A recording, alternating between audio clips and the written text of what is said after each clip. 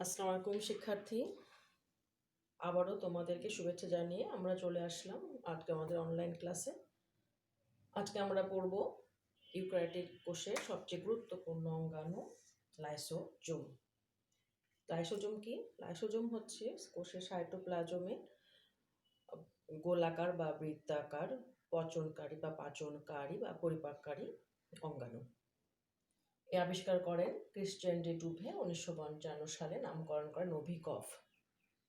এদের উৎপত্তি বলা হয় এন্ডোপ্লাজমিক রেটিকুলাম থেকে এবং গোলগি বডি থেকে। আমরা গত ক্লাসে পড়েছিলাম গোলগি বডি, সেখানে আমরা গোলগি বডির স্ট্রাকচার দেখেছিলাম যে কতগুলো এরকম চ্যাপ্টা থলি নালিকার মতো থাকে, তার থাকে কিছু হচ্ছে ভেসিকল এবং কিছু ভেহিকেল। তো এই গোলগি বডিগুলোর উৎপত্তি কিন্তু এন্ডোপ্লাজমিক রেটিকুলাম থেকে। এই এন্ডোপ্লাজমিক রেটিকুলামগুলো থলির মতো একটির পর একটি জমা হয়ে থাকে, সেখান থেকে কিছু তৈরি হয় ভেসিকল। ভেসিকলগুলো জমা হয়ে হয়ে তৈরি করে সিস্টার্নি, যে সিস্টার্নিগুলো সিস্টার্নি হয়ে ট্রান্সফেস সিস্টার্নি পর্যন্ত আসে। এই ট্রান্সফেস সিস্টার্নি থেকে আবার কিছু ভ্যাকুল এবং ভেসিকল সৃষ্টি হয়। এই ভেসিকল এবং ভেসিকল কিছু কাজে ব্যবহৃত হয়, কিছু তৈরি হয়ে যায় হচ্ছে কিসে, পরিণত হয় কিসে, লাইসোজোমে। তাহলে লাইসোজোমের উৎপত্তি হচ্ছে এন্ডোপ্লাজমিক রেটিকুলাম এবং গোলগি বডি থেকে। এই লাইসোজোমগুলো বেশি পাওয়া যায় ডব্লিউবিসিতে বা হোয়াইট ব্লাড সেলে, অর্থাৎ যেখানে তোমার প্রতিরক্ষা কাজ করে যে কোষগুলো বেশি, সেখানে এই লাইসোজোমগুলো বেশি পাওয়া যায়। আর বিসিতে পাওয়া যায় না। সব প্রাণী কোষে লাইসোজোম থাকে। উদ্ভিদেও হচ্ছে কিছু লাইসোজোম পাওয়া যায়, যেটাকে আমরা তৈল জাতীয় বস্তুকে আবদ্ধ করে থাকে, এদের গোলিওজোম বলা হয়। এবং কোষে এই লাইসোজোমের সংখ্যা অনির্দিষ্ট। লাইসোজোমগুলো যদি ভৌত গঠনের দিকে তাকায়, তাহলে লাইসোজোম একটি একক পর্দা বা ইউনিট মেমব্রেন, অর্থাৎ আমরা যখন প্লাজমা মেমব্রেন পড়েছিলাম সেখানে আমরা দেখেছিলাম যেটা একক পর্দা ইউনিট মেমব্রেন প্রোটিন, লিপিড এবং শর্করা দ্বারা গঠিত, এবং তার ভেতরে থাকে একটি হচ্ছে গহ্বর, তরলে পূর্ণ গহ্বর, যেটাকে আমরা লুমেন বলি। এবং এই লুমেনের ভেতরে থাকে হচ্ছে বিভিন্ন রকমের এনজাইম। এই যে লাইসোজোমের এই যে পর্দা, এই পর্দাটা হচ্ছে আম্লিক এবং গ্লাইকোসাইলেটেড প্রোটিন দ্বারা গঠিত। এই পর্দাটা হচ্ছে যে দুই ধরনের কাজ করে থাকে। এই পর্দাতে যে বস্তুগুলো থাকে, অনেক সময় এটা কাজ করে স্ট্যাবিলাইজার হিসেবে, অর্থাৎ এখানে এমন কিছু বস্তু থাকে যে বস্তুগুলো এই পর্দাটাকে স্থিতি দান করে। অর্থাৎ এই যে ভেতরে যে গহ্বরটা আছে, গহ্বরের ভিতরে আমি বললাম বিভিন্ন রকমের এনজাইম থাকে, যে এনজাইমগুলো যেন এই পর্দা ফেটে সাইটোপ্লাজমে এসে অন্যান্য কোষ অঙ্গাণুগুলোকে নষ্ট করতে না পারে, সে কারণে এই পর্দাতে কিছু উপাদান থাকে, যে উপাদানগুলোকে বলা হয় স্ট্যাবিলাইজার। এই স্ট্যাবিলাইজার আর হওয়ার কারণ হচ্ছে এখানে কিছু কোলেস্ট্রল এবং কর্টিসন কিছু এনজাইম থাকে, যে এনজাইমগুলো হরমোন থাকে, কর্টিসন হরমোন থাকে, সেই হরমোনগুলোর কারণে এই পর্দাটা স্ট্যাবিলাইজার কাজ করে। আবার যখন এই পর্দাতে vitamin A, vitamin B, vitamin K, progesterone, testosterone ইত্যাদি যখন হরমোনের পরিমাণ বেড়ে যায়, তখন সেটা কাজ করবে হচ্ছে ল্যাবিলাইজার হিসেবে, অর্থাৎ এই পর্দার স্থিতিটাকে কিছু কী করবে, কমিয়ে দেবে। তাহলে কিছু পদার্থ কমিয়ে দেয়, সেটাকে বলা হচ্ছে ল্যাবিলাইজার। আর কিছু পর্দা কিছু বস্তু এই পর্দাটাকে স্থিতিদান করে, শক্ত করে রাখে, ভেতরে এনজাইমগুলোকে বের হতে দেয় না, তখন সেটাকে বলা হবে স্ট্যাবিলাইজার। স্ট্যাবিলাইজারের পরিমাণ বেশি থাকলে ল্যাবিলাইজার কাজ করতে পারে না, ল্যাবিলাইজার বেশি পরিমাণ হয়ে গেলে তখন স্ট্যাবিলাইজার কাজ করবে না। এই হচ্ছে আমাদের লাইসোজোমের ভৌত গঠন। রাসায়নিক গঠন হচ্ছে যে এই যে বললাম যে একটা একক পর্দা দ্বারা আবৃত, এবং এর ভেতরে একটা গহ্বর আছে, গহ্বরের ভেতরে থাকে হচ্ছে প্রায় 50 রকমের হাইড্রোলাইটিক এনজাইম।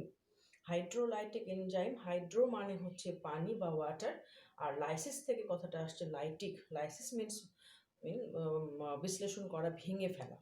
আর এনজাইম তো আমরা জানি যে এই হাইড্রোলাইটিক এনজাইমগুলো কাজই হচ্ছে যে পানির উপস্থিতিতে বস্তুর সঙ্গে কাজ করা। এই এনজাইমগুলোর মধ্যে আমরা এখানে দেখতে পাই nuclease enzyme, lipase enzyme, esterase enzyme, saccharase enzyme, lysozyme enzyme, phospholipase enzyme ইত্যাদি এনজাইম হচ্ছে এই গহ্বরের ভেতরে আবদ্ধ অবস্থায় থাকে। তো সেই এনজাইমগুলো কীভাবে কাজ করে, আমরা নিউক্লিক এনজাইম মানে আমরা জানি নিউক্লিক অ্যাসিড দুই প্রকার, ডিএনএ এবং আরএনএ। সেই ডিএনএ হচ্ছে পলিনিউক্লিয়েট চেন, অর্থাৎ এখানে অনেকগুলো নিউক্লিয়েট একসাথে থাকে। সেই নিউক্লিওটাইডের চেনগুলোকে ভেঙে দেয়, ভেঙে সিঙ্গেল নিউক্লিওটাইডে পরিণত করে। লাইপেজ লিপিডকে ভেঙে দেবে, ফ্যাটি অ্যাসিড এবং গ্লিসারল পরিণত করবে, স্টারেজকে স্টারে পরিণত করবে, লাইসোজাইমকে ভেঙে ফেলবে, ফসফেট পূরণ করবে ইত্যাদি হচ্ছে এই হাইড্রোলাইটিক এনজাইমগুলো বিভিন্ন বস্তুকে কী করে ভাঙতে কী করে সাহায্য করে। আচ্ছা, এই লাইসোজোমের হচ্ছে প্রকারভেদ হচ্ছে যে প্রাথমিক এবং গৌণ। প্রাথমিক লাইসোজোম কোনটা? সে লাইসোজোম হচ্ছে এন্ডোপ্লাজমিক রেটিকুলাম থেকে তৈরি হলো, তারপরে আসলো গোলগি বডিতে পরিণত হলো। গোলগি বডি থেকে যে ভেহিকিউল ভ্যাসিকলগুলো তৈরি হলো, যারা এখনো কোনো কাজ শুরু করেনি, সেগুলোকে বলা হচ্ছে প্রাথমিক বা প্রাইমারি লাইসোজাইম। আর সেকেন্ডারি লাইসোজোম কোনটা? সেকেন্ডারি লাইসোজোম হচ্ছে যে লাইসোজোমগুলো কাজ করে। এখন লাইসোজোম কিভাবে কাজ করে? আমরা লাইসোজোম সম্পর্কে তোমরা কমন একটি কথা জানো, ছোট ক্লাসেও পড়েছো, যে সেটাকে বলা হচ্ছে যে সুইসাইডাল ব্যাগ বা আত্মঘাতী থলিকা। আমরা বললাম যে এই যে লাইসোজাইম পর্দা দ্বারা আবৃত এই গহ্বরের ভিতরে বা এই ম্যাট্রিক্সে প্রায় 50 রকমের হাইড্রোলাইটিক এনজাইম আছে। এই এনজাইমগুলো আম্লিক, অর্থাৎ এদের হচ্ছে পিএইচ হচ্ছে 7-এর কম, ফলে এরা এই ভেতরে সঠিকভাবে কাজ করতে পারে। আর এইটা হচ্ছে যে আমরা বললাম যেখানে আম্লিক এবং এটা সাইলেন্ট প্রোটিন থাকে। আর এই লাইসোজোম যে সাইটোপ্লাজমে অবস্থান করে, সেই সাইটোপ্লাজমের পিএইচ হচ্ছে নিউট্রাল, অর্থাৎ প্রায় 7-এর কাছাকাছি। তো এই লাইসোজোমগুলো হচ্ছে যে যখন হচ্ছে কোনো কারণে কোনো একটি কোষ যদি বয়স হয়ে গেল বা খাবার হলো বা বার্ধক্যপূর্ণতা আছে, কোনো কাজ করতে পারে না, তখন এই লাইসোজোমগুলো হচ্ছে যে ওই কোষীয় অঙ্গাণুগুলোকে নিজের ভেতরে নিয়ে নেয়, নিজের ভেতরে নিয়ে কোষগুলোকে কী করে দেয়, ধ্বংস করে দেয়, নষ্ট করে দেয়। আবার অনেক সময় হয় যে কোনো কারণে যদি প্রাচীরটা লিক হয়ে গেলে, যদি অল্প একটু লিক হয়, তাহলে এখান থেকে যে এনজাইমগুলো আছে সেই এনজাইমগুলো সাইটোপ্লাজমে বের হলে, যেহেতু এটার পিএইচ 7-এর কম আর সাইটোপ্লাজম প্রায় 7-এর কাছাকাছি, ফলে তেমন কোনো ক্ষতি করতে পারে না অঙ্গাণুগুলো। কিন্তু যদি এই পুরো প্রাচীরটাই ফেটে যায়, কখন ফেটে যায়? যখন খাদ্যের অভাব দেখা দেয়, কোষের কোনো অস্বাভাবিক দেখা দেয়, তখন পুরো প্রাচীর ফেটে গেলে সমস্ত এনজাইমগুলো সাইটোপ্লাজমের মধ্যে কি হয়? বের হয়ে আসে। বের হয়ে আসলে এই এনজাইমগুলো সমস্ত এনজাইম, এবং একটা তো এই লাইসোজোম থাকে না, সাইটোপ্লাজমে অনেকগুলো লাইসোজোম থাকে, তো সবগুলো লাইসোজোম একসঙ্গে যখন কাজ করে, তখন তারা ওই সাইটোপ্লাজমে কি হয়ে যায়? অ্যাক্টিভ হয়ে আসে। তাদের হচ্ছে পিএইচের মানটা কি হয়ে যায়? বেড়ে যায়। ফলে তখন কি করে এই লাইসোজোম তাদের এই হাইড্রোলাইটিক এনজাইমের সাহায্যে সমস্ত কোষের অঙ্গাণু, এমনকি পুরো কোষটাকে কি করে? খেয়ে ফেলে। এই কারণে এটাকে বলা হচ্ছে অটোফ্যাগি সিস্টেমটাকে, এবং এই কারণে এটাকে বলা হচ্ছে যে আত্মঘাতী থলে বা সুইসাইডাল ব্যাগ, যে নিজের ভিতরে যে এনজাইমগুলো সে জমা রাখে, সেই এনজাইমগুলোকে দিয়েই সে নিজেকে আবার পুরো কোষটা কি করছে? ধ্বংস করে ফেলছে। এছাড়া সেকেন্ডারি যে লাইসোজোম বললাম, সেখানে আরেকটা কাজ করে, সেটাকে বলা হচ্ছে ফ্যাগোসাইটোসিস। ফ্যাগোসাইটোসিসকে আমরা যেমন একটু আগে বললাম যে ডব্লিউবিসি বা লাইসোজোম প্রতিরক্ষা কাজের যে কোষগুলো বেশি নিয়োজিত, সেখানে লাইসোজোমের পরিমাণ থাকে কি হচ্ছে বেশি। তো এই আমাদের দেহে তো ধরো বিভিন্ন সময়ে বিভিন্ন রকমের ভাইরাস, ব্যাকটেরিয়া, এই জীবাণুগুলো প্রবেশ করে। তো এই জীবাণুগুলো প্রবেশ করলে এই জীবাণুগুলোকে হচ্ছে এই লাইসোজোম হচ্ছে ভেতরে নিয়ে ফেলে সেটাকে হচ্ছে কি পচন করে ফেলে বা এনজাইমগুলোর সাহায্যে পাচিত করে ফেলে।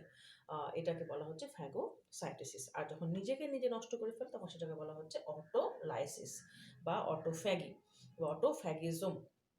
আরেকটি কাজ হচ্ছে এখানে হয় যে আমরা যেটা প্রথমে বললাম যে লাইসোজোম পরিপাকে অংশগ্রহণ করে।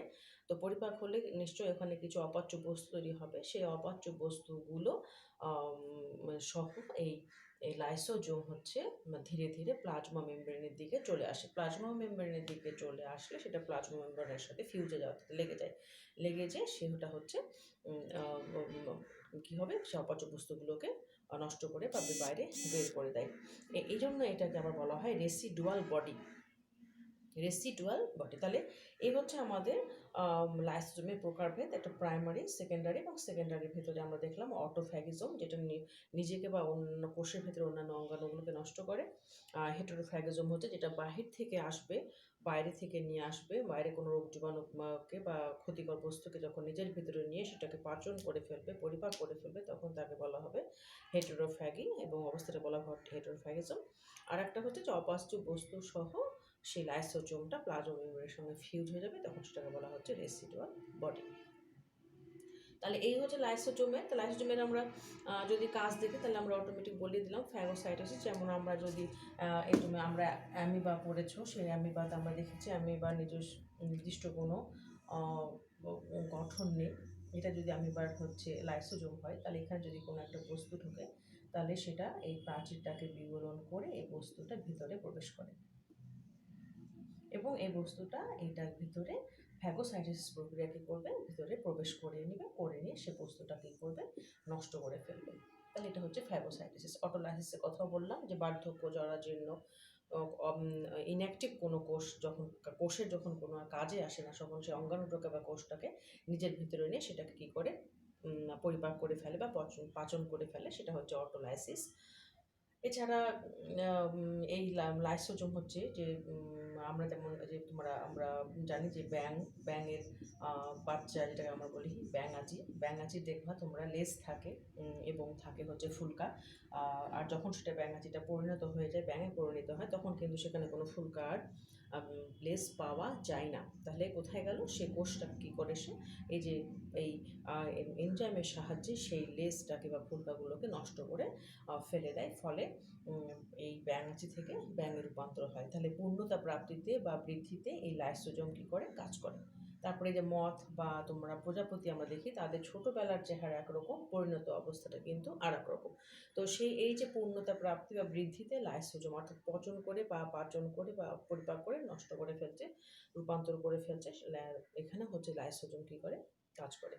এছাড়া আমরা জানি যে একটি ডিম্বাণু এবং ডিম্বাণুকে ঘিরে অনেক হচ্ছে শুক্রাণু ভিড় জমায়, কিন্তু একটি মাত্র শুক্রাণু এই ডিম্বাণুর ভিতরে কী করে, প্রবেশ করতে পারে। কীভাবে প্রবেশ করে, এই ডিম্বাণুর প্রাচীরটাকে কী করে দেয়, গলিয়ে দেয়। এখানে লাইসিন নামক এক প্রকার এনজাইম থাকে, যে এনজাইমের কারণে এই লাইসোজোমগুলো লাইসিন নামক এক প্রকার এনজাইম নিঃসৃত করে। সেই এনজাইমের কারণে প্রাচীরটা বিগলিত হয়ে যায় বা গলে যায়। গলে গেলে শুক্রাণু ডিম্বাণুর ভিতরে কী হয়, প্রবেশ করে। ফলে শুক্রাণুকে ডিম্বাণুর ভিতরে প্রবেশ করতে কী করে, সাহায্য করে।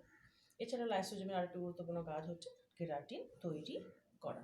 তাহলে এই হচ্ছে আমাদের আজকে লাইসোজোম। যে লাইসোজোমটা সম্পর্কে আমরা আবিষ্কার করলাম, উৎপত্তি, বিস্তৃতি, রাসায়নিক গঠন, প্রকারভেদ, কাজ এবং গঠন। আর একটি কথা বলা ভালো যে এই লাইসোজোমকে 1978 সালে ডায়সন নামক একজন বিজ্ঞানী বলেছিলেন GERL সিস্টেম। GERL সিস্টেম হচ্ছে জিতে Golgi body, ER endoplasmic reticulum, এলে হচ্ছে লাইসোজোম। অর্থাৎ আমরা এই যে সকল বস্তু এই লাইসোজোমগুলো প্রোটিন তৈরি, প্রোটিন ক্ষরণ, প্রোটিন পরিবহন বা এনজাইম মানে কিন্তু প্রোটিন, এরা সঠিকভাবে একটা সিস্টেমের মধ্যে দিয়ে কাজ করে বলে এই সংগঠনটাকে বা এই লাইসোজোমটাকে বলা হয়েছিল GERL। ওকে, তাহলে এই হচ্ছে আমাদের আজকে লাইসোজোম। যে লাইসোজোমটা হচ্ছে তার নিজের ভেতরে অসংখ্য হাইড্রোলাইটিক এনজাইম বহন করে, যে এনজাইমগুলোর সাহায্যে সে কোষ নিজের হোক বা নিজের কোষের ভিতর হোক বা বাইরে থেকে যে বস্তু, কোনো অবাঞ্ছিত বস্তু আসলে সেগুলোকে সে তার এনজাইমের সাহায্যে পচন করে পরিপাক করে ফেলে। এই জন্য এটাকে বলা হচ্ছে লাইসোজোম। লাইসোজোম। তো আজকে এই পর্যন্তই। ধন্যবাদ শিক্ষার্থীরা। আসসালামু আলাইকুম।